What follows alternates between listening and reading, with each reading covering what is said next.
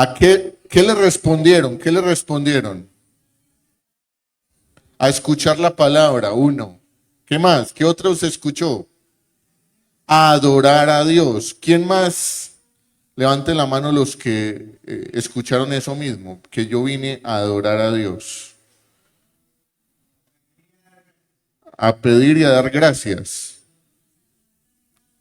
a saludar los hermanos. Bueno, ¿a qué vino usted a la iglesia? Y seguramente si usted esta mañana estaba en la casa, de repente usted vive con otra persona, tomó su Biblia o se levantó relativamente temprano, se vistió y alguien le preguntó, ¿para dónde va? ¿Usted qué responde? ¿A qué?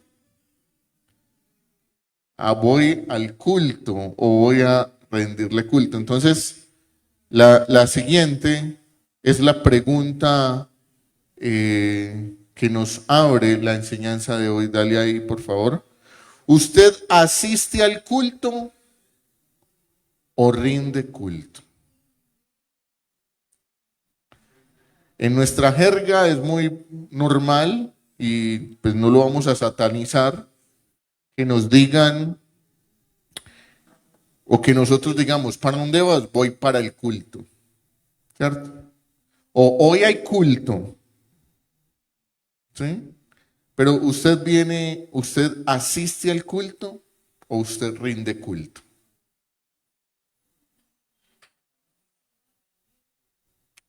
¿Usted viene a rendir culto a Dios? Muy bien. Entonces hoy vamos a ver a través de esta enseñanza si es verdad que usted asiste al culto o usted rinde culto. Vamos a ver si es verdad. ¿Cuál de las dos situaciones es en las que usted está? Primero, ¿qué es un culto? Ah, pues ya me lo sapiaron ahí. Diego, quítala. ¿Qué es un culto? ¿Qué es un culto? Es una oración, dice por acá. Ojo, vamos a anotar eso, que ahorita vamos a hacer una aplicación muy interesante. Oración, dicen por acá. Adoración, ok. Exaltar su nombre, suena muy bonito. Muy bien, ahora sí, Diego, mostrémosla. Dice una definición sencilla, dice que el culto cristiano es un acto de adoración y reverencia a Dios. Y si usted lo pone en cualquier contexto, también puede decir cualquier Dios. Puede ser un Dios con D minúscula o puede ser un Dios con D mayúscula. Es decir, los hindúes rinden culto. Ellos hacen culto.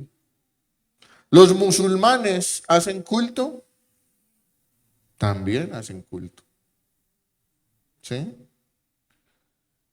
Entonces, muchas personas pueden tener actos de adoración y reverencia. Escuchen esas dos palabras, que eso la vamos a desarrollar hoy. Adoración y ¿cómo? Reverencia. Ahora, nosotros decimos, nosotros adoramos o nosotros rendimos culto al Dios verdadero, a un Dios vivo. ¿Sí? Muy bien. Pero, ¿de dónde viene la palabra culto? ¿Quién se inventó la palabra culto? ¿Por qué se llama culto? ¿Por qué otros lo llaman misa o por qué otros lo llaman reunión?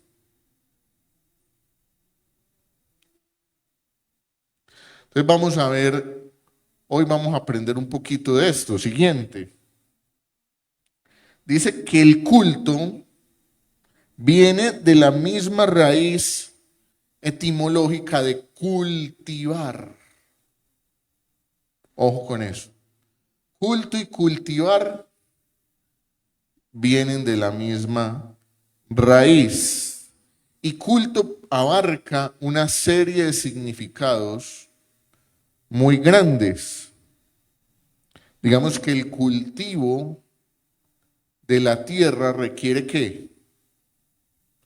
Dedicación, cuidado, ¿sí? Y la palabra culto también viene de esa raíz. Es decir, que cuando estamos hablando de la palabra culto, también estamos hablando de algo que necesita dedicación, que necesita cuidado, ¿sí? Entonces viene el latín cultus, que significa cuidado, cuidado y adoración, ¿sí? Es una raíz bastante amplia. Hay una raíz entre culto y cultivar, y eso nos deja una primera enseñanza hoy. Y es que de acuerdo a eso, a ese cuidado, a ese honrar, a ese venerar, ¿sí? Es que nosotros también cuando hacemos culto, no es un resultado espontáneo, casual de nuestra vida. El culto es un resultado de un proceso de cultivo del alma, del espíritu. Para poder dar culto a Dios es un fruto, es un resultado de haber sembrado una semilla, que esa semilla crezca, germine y podamos entonces dar un buen fruto para Dios. Por eso las personas que no conocen a Dios no pueden dar culto a Dios de una manera, digámoslo así, espontánea o instantánea. Tiene que haber un proceso. Entonces, la palabra culto, ¿qué significa? Tiene que ver con cuidado, pero dijimos entonces, adoración reverente. Ahora, hay varias cosas. Cuando pregunté ahorita, pregúntale a la persona que tiene al lado, cuando le dije pregúntale a la persona, entonces la persona dijo, yo vine al culto, yo vine a orar, yo vine a adorar a Dios, yo vine a ver a mis hermanos. ¿Sí? ¿Será que todo eso hace parte del culto? Sí, pero es importante hacer algunas distinciones. Y hemos, por ejemplo, utilizado palabras y a veces las utilizamos indistintamente. Por ejemplo, orar o clamar, adorar, alabar, ¿será lo mismo? ¿Es lo mismo? Esas tres palabras que acabo de mencionar, ¿se dan en el culto? Sí, pero ¿cuál es la diferencia entre esas palabras? Y hace algún tiempo había escuchado un predicador que a su vez leyó en un libro, ese predicador, una metáfora que me parece muy interesante y que me enseñó a mí muy fácilmente, como a los niños, a distinguir la diferencia entre esas tres palabras. Y él dice en el libro, imaginémonos una persona que se está ahogando en el medio de un río, o en un lago, o en una represa, y se está ahogando. ¿Qué pasa cuando esa persona siente que se está ahogando? ¿Qué es lo que puede hacer? ¡Auxilio! ¡Ayúdenme! ¡Me ahogo! ¡Me ahogo! Esa persona está ¿qué? Clamando. Y normalmente nosotros clamamos a través de la oración. ¿Listo? Ahí esa persona está clamando a Dios. Está diciendo, ya me di cuenta que me estoy ahogando, que me estoy muriendo, que necesito ayuda. Esa es una persona que ha sido tocada por el Espíritu de Dios y que dice, yo estoy en pecado, yo estoy muriendo, yo necesito ayuda.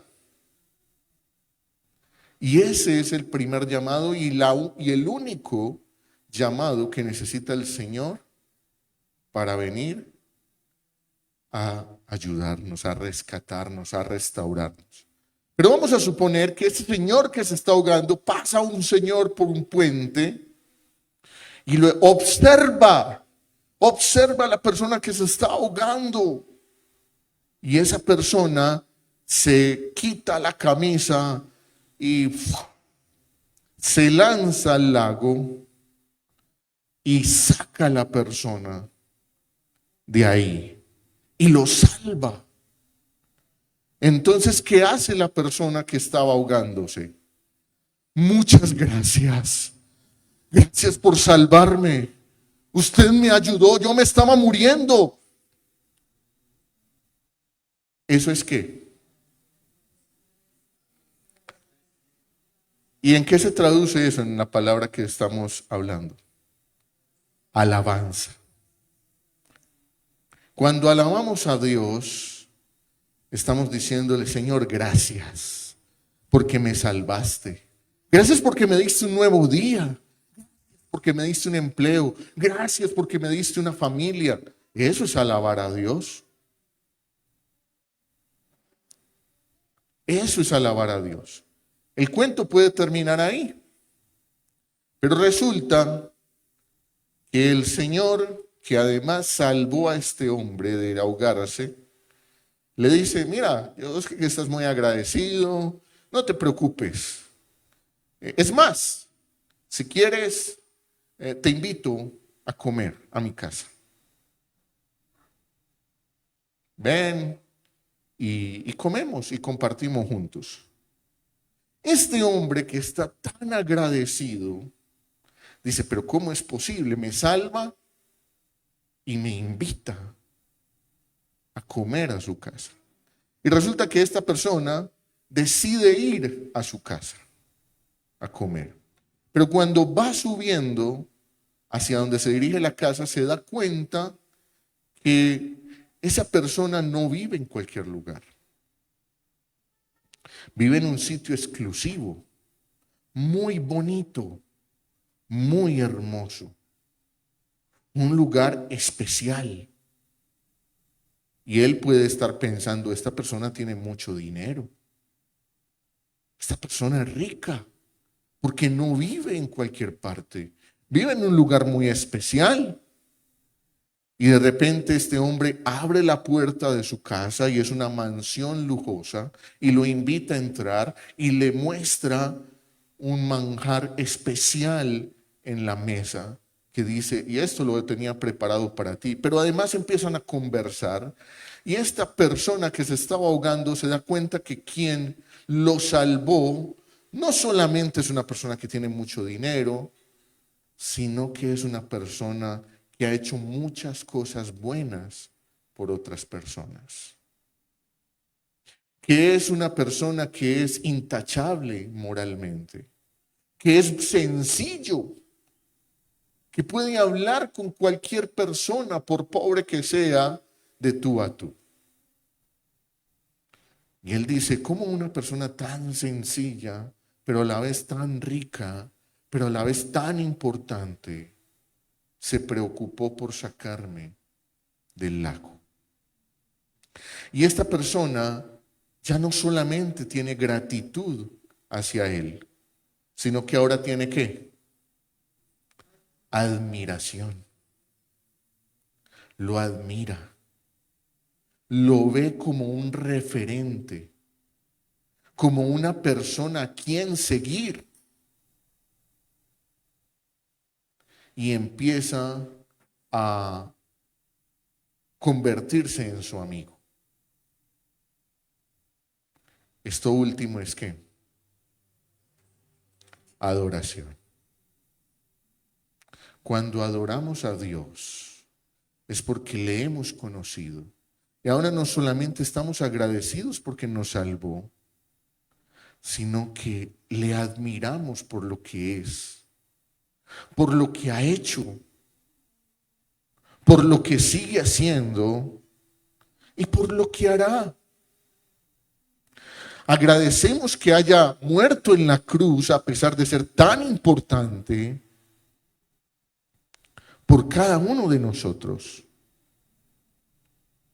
Le admiramos y le seguimos.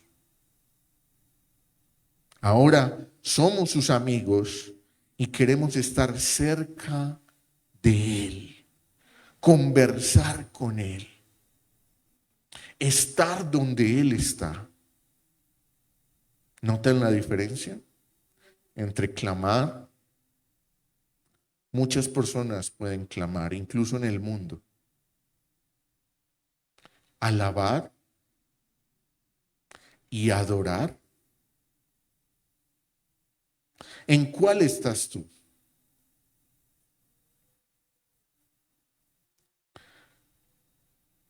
Cuando entendemos que culto es sinónimo de adorar, dale a la siguiente, por favor, Diego. Culto es sinónimo de adorar.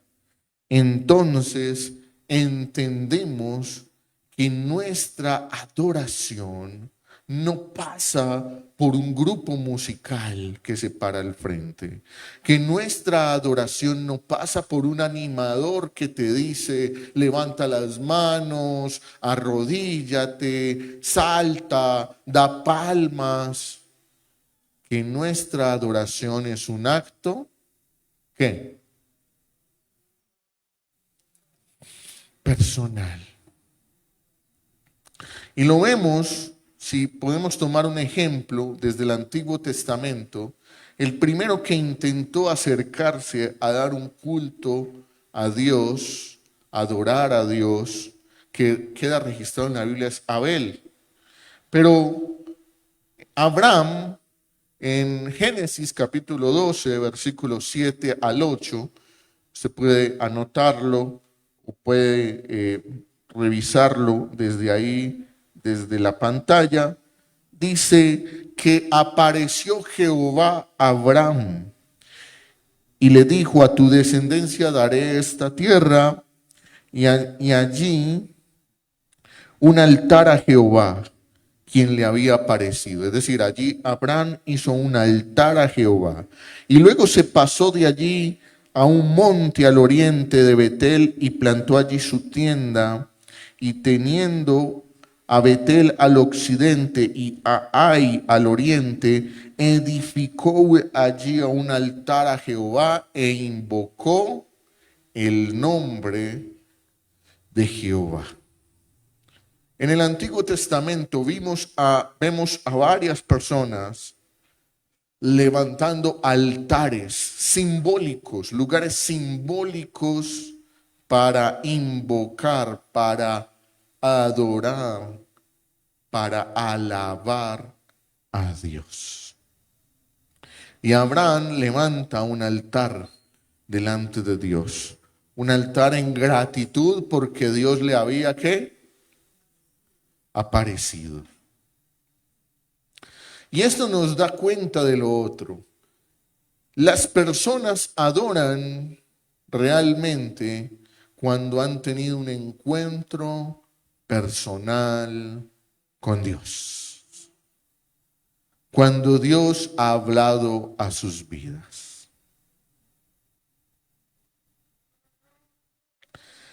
Y es muy importante esto, porque podemos asistir a muchas conferencias, sermones, predicaciones, pero es muy importante que cuando nosotros reconocemos nuestra falta, nuestra falla delante de Dios, podamos inmediatamente entender que Dios nos está hablando. Y si Dios nos está hablando, es el momento de parar y levantar un altar delante de Dios, adorar a Dios. Luego encontramos en el Antiguo Testamento que esto se volvió un poco ceremonial. En Levítico, no lo vamos a leer por cuestión de tiempo, encontramos que como Dios vio que el pueblo lo estaba adorando, Dios le dio instrucciones al pueblo de cómo adorar.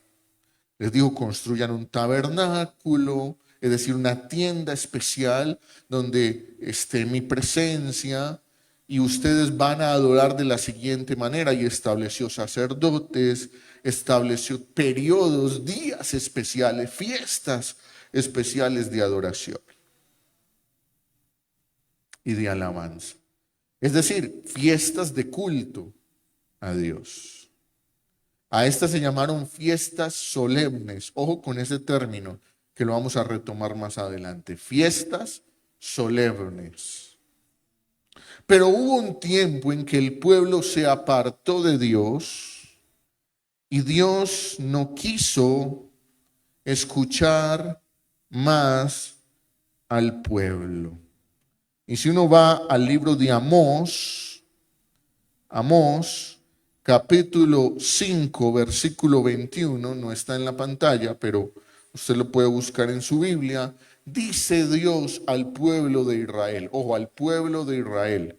Dice Dios al pueblo de Israel, versículo 21 del capítulo 5. Aborrezco, desprecio sus fiestas, tampoco me agradan sus asambleas solemnes. Aunque ustedes me ofrezcan holocaustos y sus ofrendas de grano, no las aceptaré, ni miraré las ofrendas de paz de sus animales cebados. Aparten de mí el ruido de sus cánticos, pues no escucharé ni siquiera la música de sus arpas.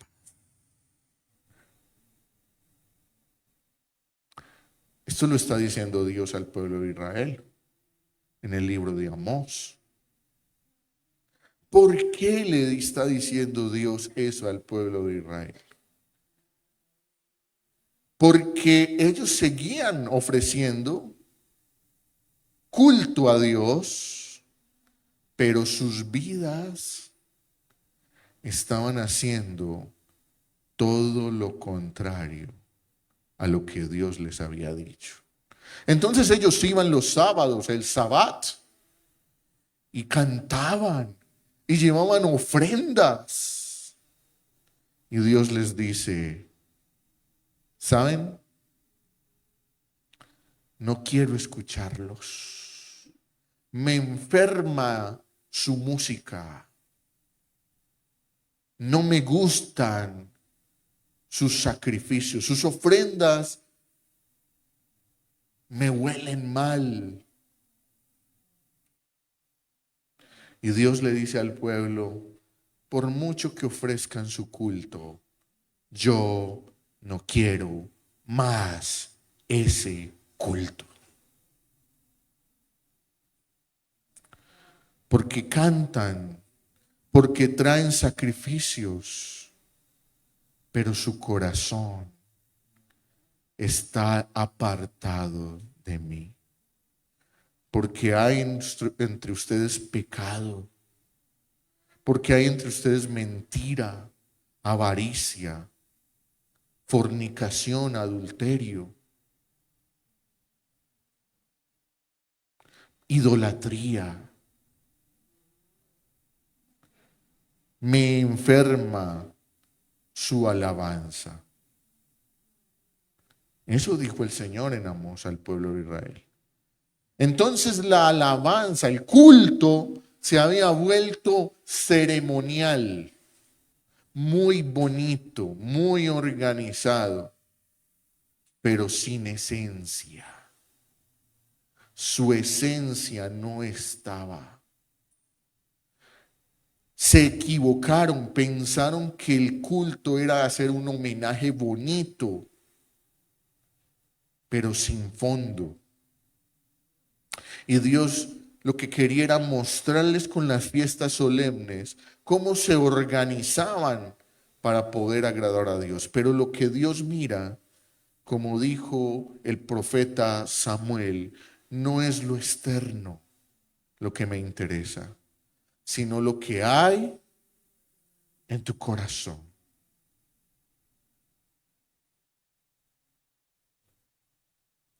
¿Y qué pasa en el Nuevo Testamento entonces?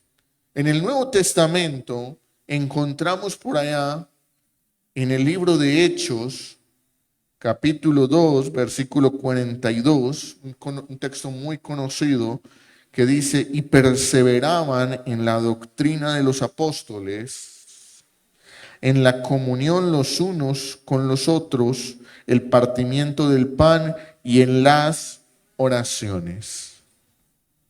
Y esa es la génesis del culto congregacional de hoy. Ya nosotros no hacemos fiestas solemnes, no hacemos un tabernáculo con un arca dorada, donde hay unos sacerdotes, donde hay un lugar santo, un lugar santísimo, unos atrios, donde solamente en el lugar santísimo puede entrar el sacerdote, donde ustedes traen gallinas, conejos, codornices para sacrificar, sino que este era un culto en donde la gente se reunía a unas cosas muy importantes, estudiar la doctrina, es decir, la enseñanza de la palabra de Dios, la comunión de los unos con los otros, el partimiento del pan, ¿sí? La cena del Señor y en las oraciones. Ahora, ¿significa eso que ese culto del Nuevo Testamento es un culto más light que el del Antiguo Testamento? Que no en esencia requiere lo mismo que Dios pidió en esencia del Antiguo Testamento. Es decir, que porque este es un culto después del Nuevo Testamento, es un culto que puede ofrecerse de cualquier manera a Dios. De ninguna manera. Pero para que exista culto a Dios, tienen que haber verdaderos adoradores. Y quiero que vamos al Salmo 63. Salmo 63. Si queremos hablar de alabanza y adoración, los salmos son una buena referencia. Este es un salmo cuando David estaba en el desierto de Judá. Y voy a leerlo en esta versión, usted lo va a seguir ahí. Versículo 1, capítulo 63, dice, oh Dios, dice Dios mío en su versión, aquí dice, oh Dios, tú eres mi Dios, te buscaré con afán, mi alma tiene sed de ti, mi carne te anhela. Cual tierra seca y árida donde no hay agua. Así te contemplaba en el santuario para ver tu poder y tu gloria. Porque tu misericordia es mejor que la vida. Mis labios te alabarán. Así te bendeciré mientras viva. En tu nombre alzaré mis manos. Con médula y grasa está saciada mi alma. Quiere decir con banquetes extraordinarios. Y con labios jubilosos te alaba mi boca. Cuando en mi lecho me acuerdo de ti, en ti medito durante las vigilias de la noche. porque tú has sido mi ayuda, y a la sombra de tus alas canto gozoso. A ti se aferra mi alma, tu diestra me sostiene. Hasta ahí.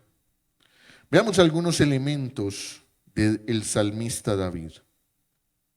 Lo primero es que él se identifica con Dios.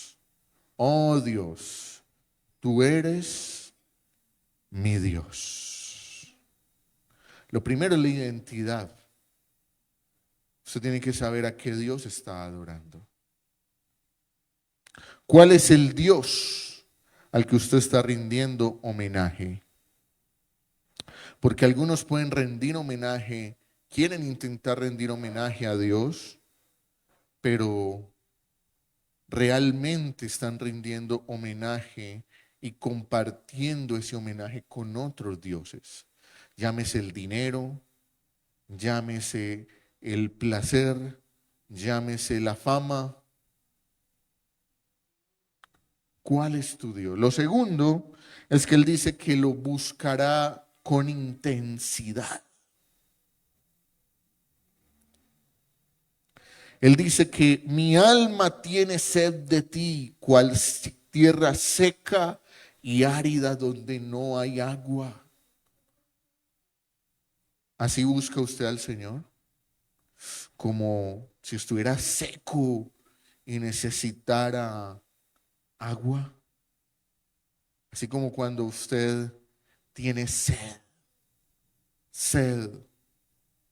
y lo busca de manera intensa. Lo tercero es que el salmista espera el obrar de Dios. Siempre espera su obrar para ver tu poder y tu gloria. El salmista tiene gratitud.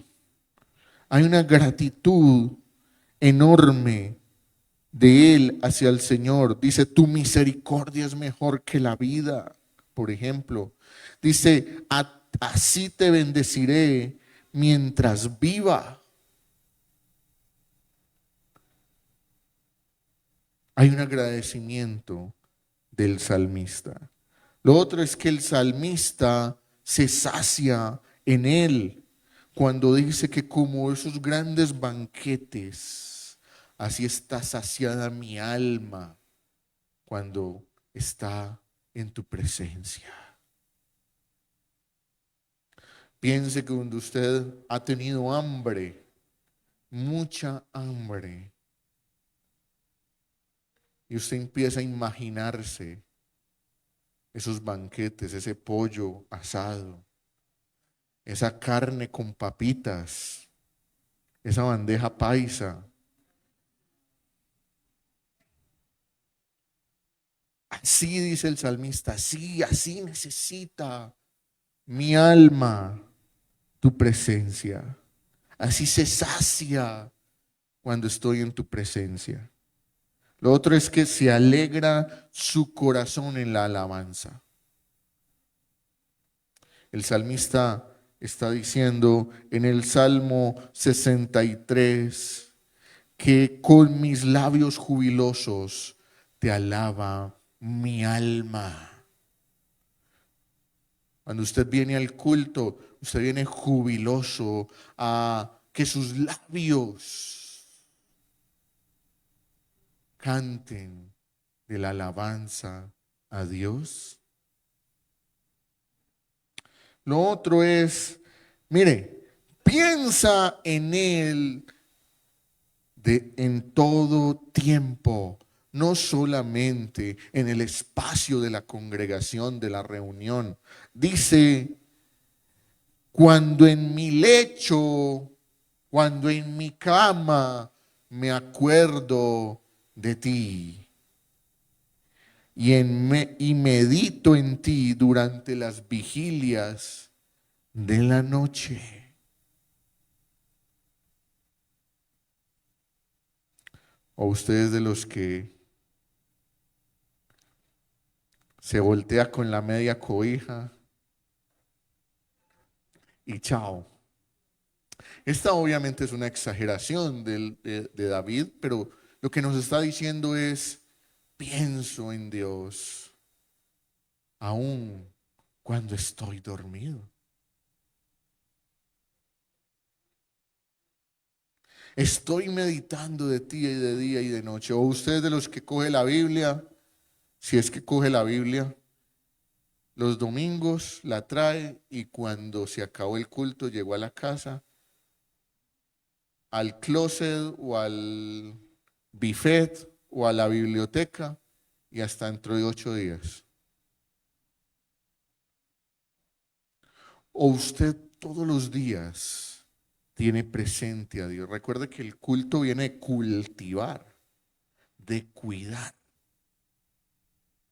Y la expresión que tenemos en el culto público, en la adoración pública, que es esta, la adoración congregacional, el culto congregacional, es el resultado de su culto individual en semana. A veces usted dice, pero no me puedo concentrar en la alabanza, pero no sé qué decir, me la pasé como ventilador de techo, mirando para todos lados y no hice nada en el culto. Tal vez porque no está pasando lo mismo que dice el salmista, que se cultiva todos los días. El salmista termina diciendo acerca de su dependencia de Dios. A ti se aferra mi alma, tu diestra me sostiene. A ti se aferra mi alma. Cuando tenemos eso, la total dependencia de Dios, venimos al culto de manera diferente. Veamos algunas diferencias entonces entre el que asiste al culto y el que rinde culto a Dios. Vamos a arrancar por quienes asisten al culto. Para el que asiste al culto, el culto es un acto litúrgico.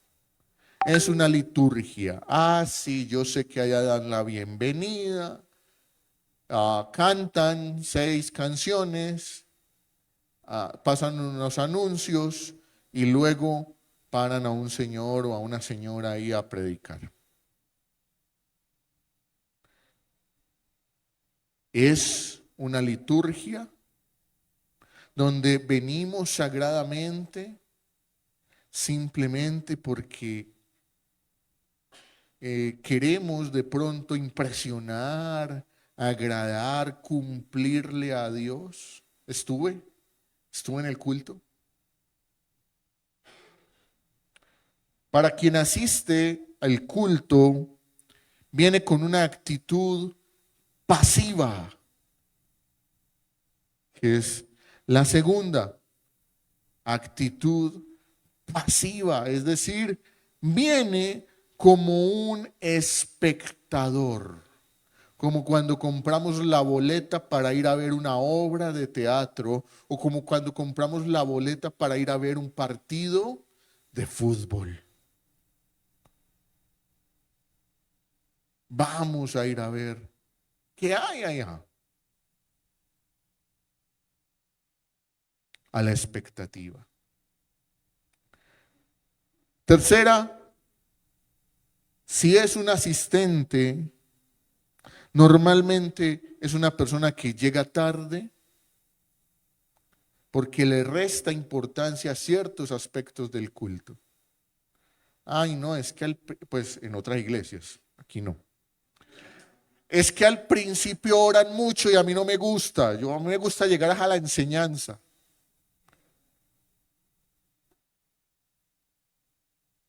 Normalmente es parcial, es eso que acabo de decir, o es inconstante. Es inconstante en el culto. Parece que no le hace falta cultivar su espíritu.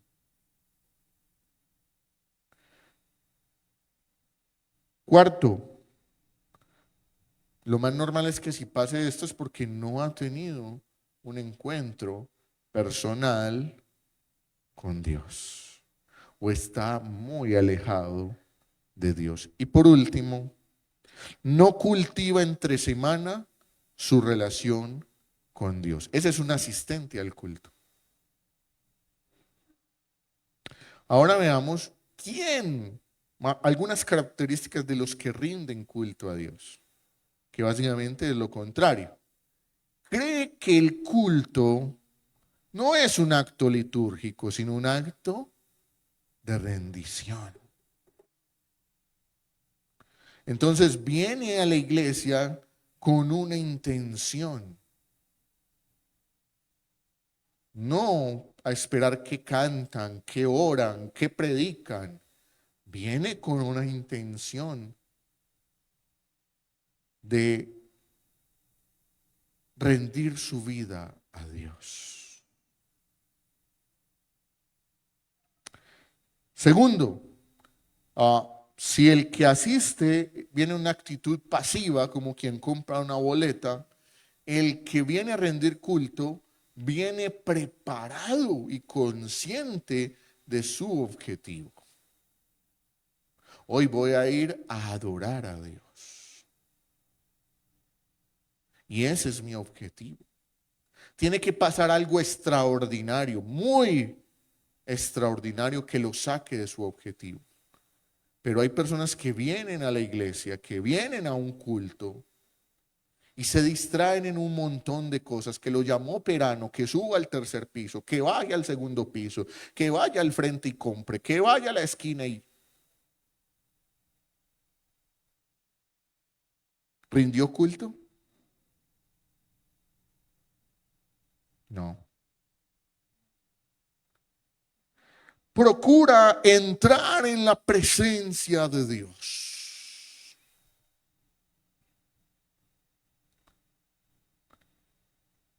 El que asiste, que llega tarde, que es inconstante,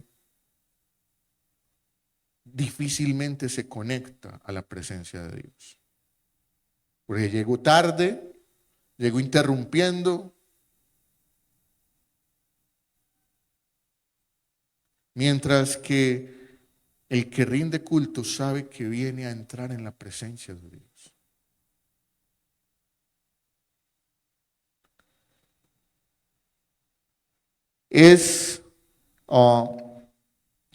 Viene porque es fruto de su arrepentimiento. El culto es fruto de su arrepentimiento. Sabe que Dios ha sido como esa persona que salvó a aquel hombre que se estaba ahogando y viene a darle un homenaje a Dios. Viene a adorarlo porque su vida es una vida de arrepentimiento. Y finalmente, es el resultado de su comunión con Dios.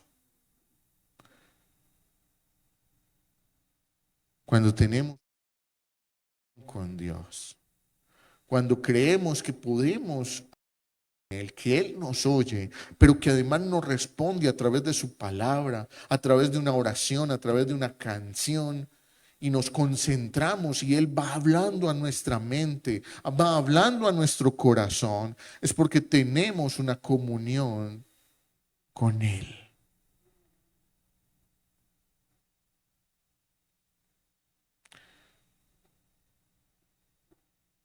Muy bien. Ahora usted, ¿en cuál lista está?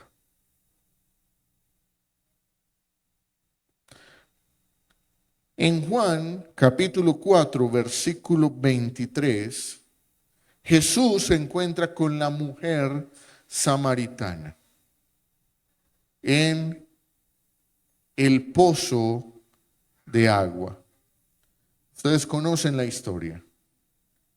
Hay un texto con el que Jesús le dice, porque la mujer le está preguntando, bueno, ¿y dónde debemos adorar? ¿Aquí o allá? ¿Y quiénes son los que deben adorar? ¿Ellos o nosotros? Y Jesús le está diciendo, no, no, no. Esto no es de lugares, esto no es de razas ni de etnias. Jesús le dice, se acerca la hora y ha llegado ya, dice, en que los verdaderos adoradores, dice en esta versión, rendirán culto al Padre en espíritu y en verdad. Porque así quiere el Padre que sean los que le adoren. Dios es espíritu y quienes lo adoran deben hacerlo, ¿en qué? En espíritu y en verdad. Entonces, no es cuestión de lugar, no es cuestión de religión, es cuestión de espíritu. La hora es, dijo Jesús, en que los verdaderos adoradores rendirán culto al Padre. Verdaderos adoradores. Porque como Dios es espíritu, es necesario que le adoren en espíritu y en verdad. En otras palabras, no es con rituales, no es santiguándose, no es echándose aceite, no es poniendo una posición extraña, no es con una forma de vestir X o Y, es cuando hemos entendido el verdadero significado de lo que Dios ha hecho por ti y por mí, que murió en la cruz, resucitó y por eso merece la alabanza y la adoración. Y lo segundo, en verdad es genuino, no es impostado. No puede ser impostado. No puede ser de mentiritas. Cantando, pero en su corazón, haciendo y pensando otras cosas que no agradan a Dios.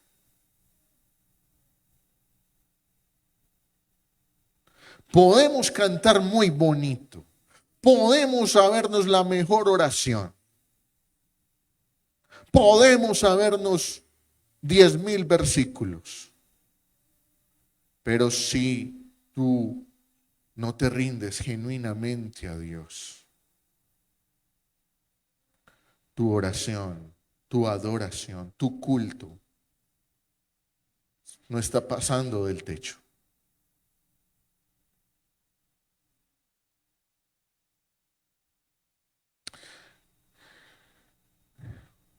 Dios le dijo a Saúl a través del profeta Samuel, es mejor la obediencia que los sacrificios.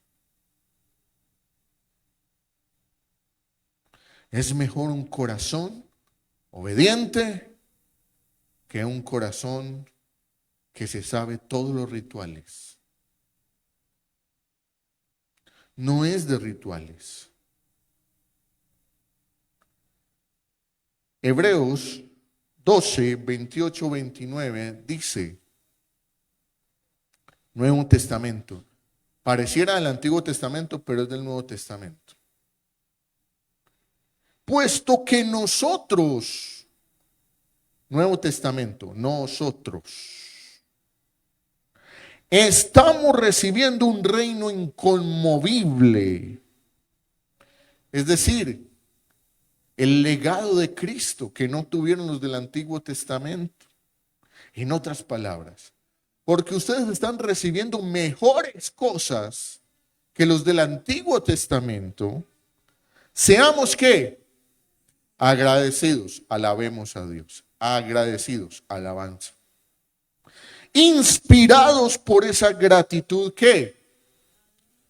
adoremos a Dios. ¿Cómo? De cualquier forma, como a Él le agrada. ¿Con qué? Con temor, porque nuestro Dios es ¿qué? Antiguo Testamento, Nuevo Testamento. ¿Debemos bajar la vara de la adoración? ¿Qué dice? Con temor reverente. Porque nuestro Dios es ¿qué? Fuego consumidor.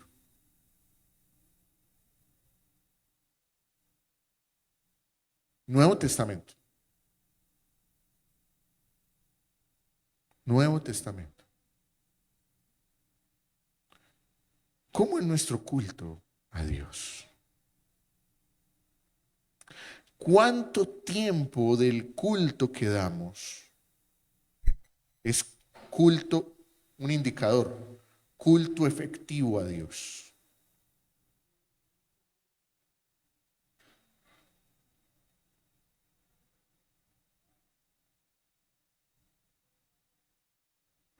¿Cuántos minutos de los 120 minutos es culto efectivo a Dios?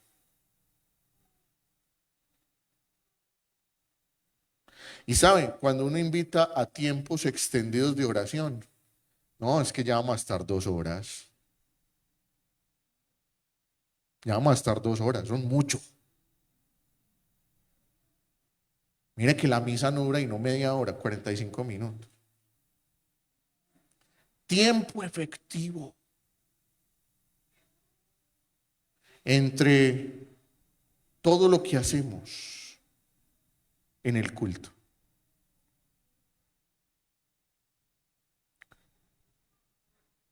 Manos a la obra, dice el último slide. Manos a la obra. La Biblia nos muestra que Dios quiere ser adorado desde el Antiguo Testamento. Pero también que la adoración del hombre puede o no agradar a Dios.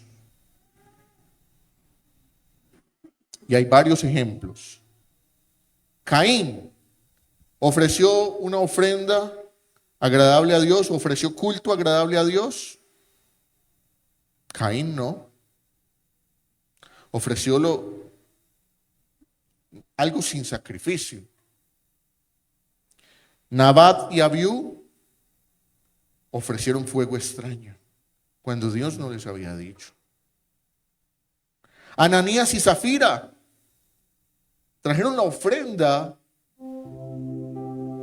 que no correspondía y mintieron con su ofrenda a Dios. Dijeron, vendimos nuestra casa y trajimos todo lo que nos dieron por ella. Mentira, se habían guardado para sí dinero.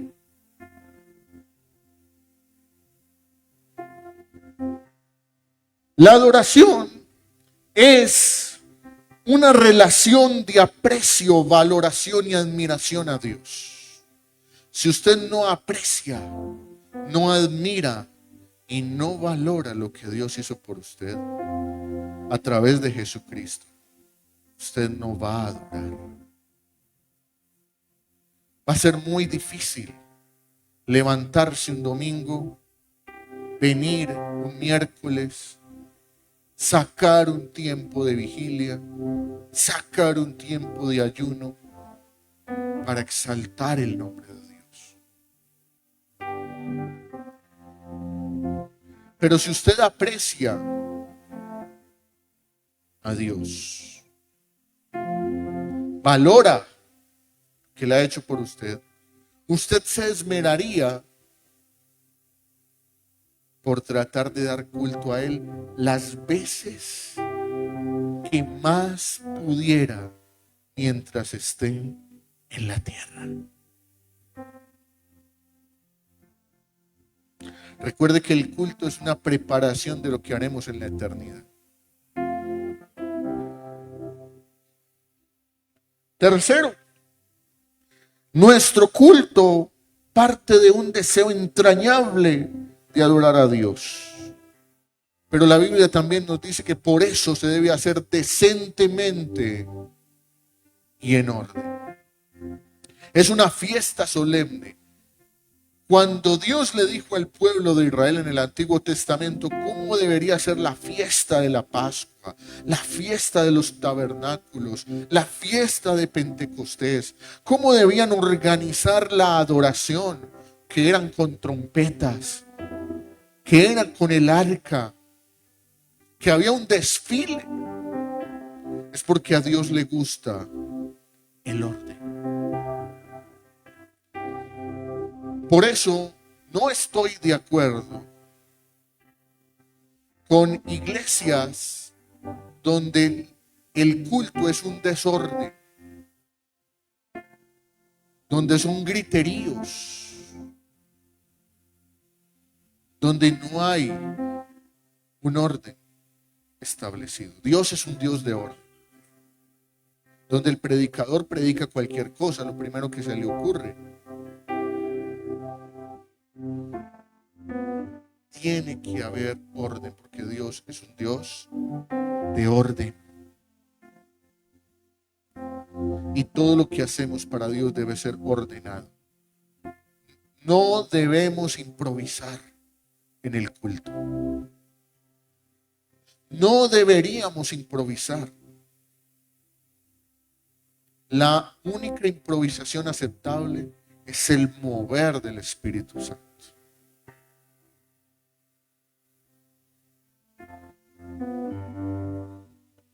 Por último, dejemos pues ya de dar un culto ritualista,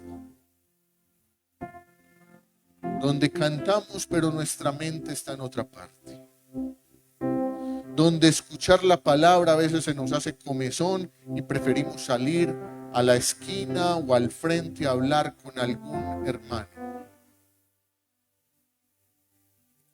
donde no traemos nuestra ofrenda delante de Dios, porque nos cuesta traer la ofrenda, porque nos cuesta traer el diezmo, porque pensamos que ese Dios del Antiguo Testamento ya no quiere ofrendas, ya no requiere. Y en eso vemos nuestra obediencia delante de Dios. ¿Qué traemos delante de Él? Que nuestro culto no sea por cumplimiento. ¿Cumplimiento a quién? Su palabra lo dice claramente. Mientras cumplo, miento. No es por cumplimiento. No es porque me vean, llegué. Estoy bien. Que nadie pregunte por mí. Llegué. Pastor, llegué. A mi mamá, llegué a la iglesia. A mi primo, llegué a la iglesia. Estoy yendo a la iglesia. No es por cumplimiento.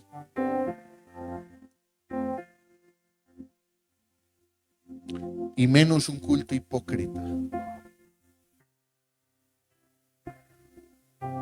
donde adoramos a Dios, decimos que adoramos a Dios, pero estamos en pecado, pero estamos abrazando tanto el pecado. No podemos adorar a Dios mientras estamos peleando con nuestro hermano, mientras estamos ofendidos con nuestra familia. No puede haber un culto hipócrita, porque ese, dice el Señor, no escucharé más tus cánticos, no escucharé más tu arpa.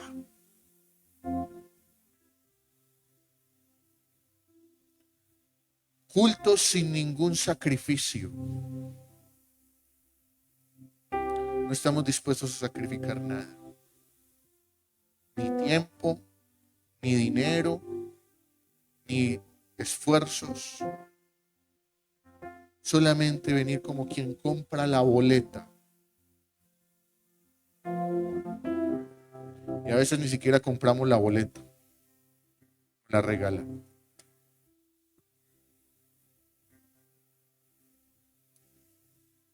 ¿Qué tal si usted se pone de pie?